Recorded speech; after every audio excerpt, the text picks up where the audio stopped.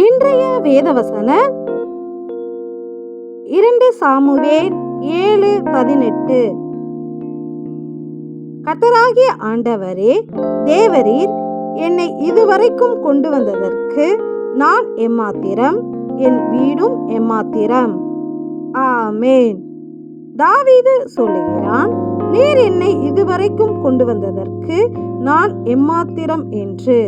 ஏனெனில் வனாந்தரத்தில் ஆடு மேய்த்து கொண்டிருந்த அவனை இஸ்ரவேலின் ராஜாவாக ஏற்படுத்தினவர் நம் கர்த்தர்.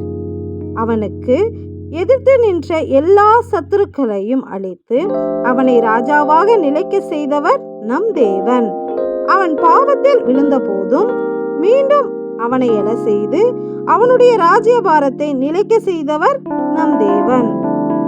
எனவே தாவீது, உம்முடைய கிருபையால் நீர் எனக்கு செய்த இந்த எல்லா காரியங்களுக்கும் நான் எம்மாத்திரம், என் வீடும் எம்மாத்திரம் என்று சொல்லுகிறான்.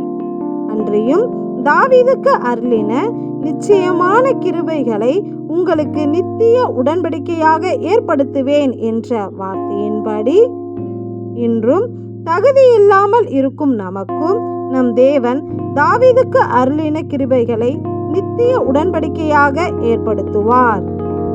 தகுதி இல்லா எங்களை உயர்த்தி வைக்கும் உம்முடைய கிருபைக்காக நன்றி ஏசப்பா, நன்றி.